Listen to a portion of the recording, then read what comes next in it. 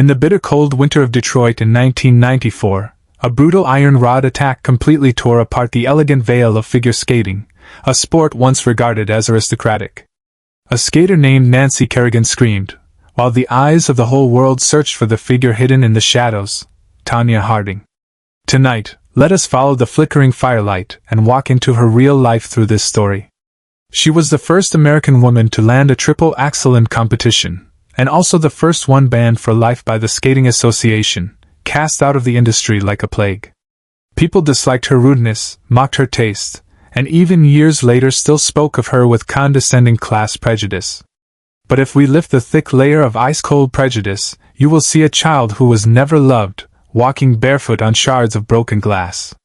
She once tried to cross the gap of class with a perfect aerial arc, yet eventually fell into a vortex of self-destruction under the gaze of the world. This is not a crime documentary, but an elegy of how a lonely soul slowly froze into ice amid controversy. Close your eyes, let us return to that cold ice surface, and see the girl in a simple homemade dress, full of stubbornness and fear in her eyes.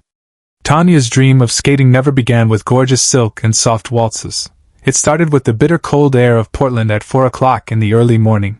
When she was little, her mother Levana sat in the rink stands with a never-ending cigarette in her hand, uttering curses colder than ice. In her mother's eyes, Tonya was not a daughter, but a ticket to high society, a tool to be polished, even broken and remade at all costs. Living in extreme poverty, most of Tonya's competition costumes were sewn stitch by herself and her mother in dim lamplight. While other girls skated like princesses in designer gowns studded with Swarovski crystals, Tonya was more like a beggar breaking into a castle.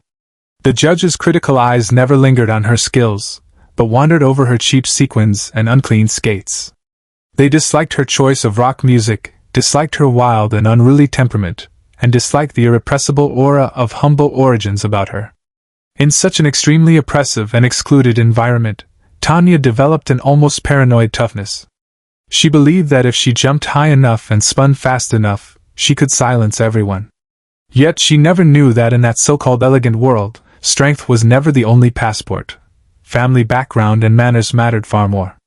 The harder she tried to prove herself, the wider the class rift silently widened beneath her feet. Minneapolis in 1991 was one of the few moments in Tonya Harding's life when she truly stood in the light.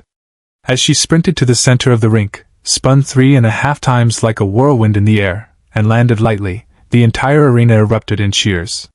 In that moment, she seemed to break free from gravity, from her poor family, and from her mother who only knew violence against her. She was a genius, the hope of America, and an outsider the cold, prejudiced skating world had no choice but to accept. Yet this brilliance was fleeting, like a shooting star streaking across the night sky, vanishing into endless haze before she could see the road ahead. Fame brought her no liberation, only heavier anxiety, and a man named Jeff Gillily.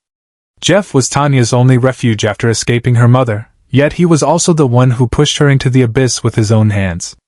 Their marriage was filled with quarrels, violence and twisted dependence, like two drowning people choking each other, struggling to catch their breath. On the ice, she was the skating queen with high expectations. At home, she was a helpless wife huddled in the corner, covered in bruises. This extreme inner division nearly broke her spirit. She wavered between chasing gold medals and self-destruction, never finding a way out. Let us talk about that fateful winter night. Outside the Detroit locker room, a dull sound shattered everyone's fantasies.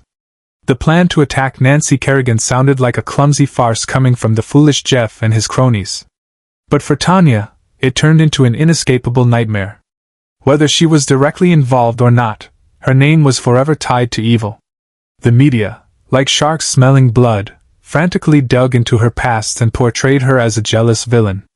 Nancy was perfect, elegant, the positive symbol of the American dream, while Tonya was portrayed as ugly, rough, a stain that must be erased.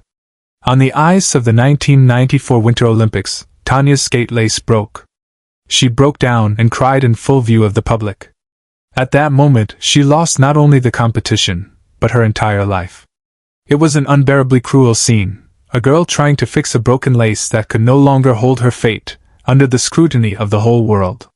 Investigations, hearings, and public condemnation across America finally stripped her of the right to skate, the only thing she knew how to do, and the only proof that made her feel alive. She was driven out of the circle she had fought in for 20 years, with no bonuses, no endorsements, only overwhelming ridicule. To survive, she had to take up boxing, appear in low-rated TV shows, and roll in the mud just to earn a meager living. Many years later, when people occasionally saw the middle-aged, out-of-shape and weary woman in a Portland supermarket, they could hardly imagine she was once the genius who flew across the ice. Tonya Harding has become a cultural symbol, representing the American dream torn apart by class prejudice. She never received the love she longed for, either from her mother nor from the cold skating world. All her life, she tried to prove she deserved to be seen, only to be ruthlessly slapped by fate when she was closest to success. Perhaps on many quiet nights, sitting alone by the window and listening to the wind in the distance, she still dreams of that ice rink. In her dreams, there are no iron rods, no scandals, no broken skate laces, and no disdainful stares. She is just that 4-year-old girl, gliding freely forever on the empty, pure white ice. Sometimes the world is extraordinarily stingy and harsh to those humble yet ambitious souls.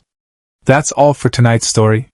May you also find your own peaceful and free ice surface in your future dreams. Good night, sweet dreams.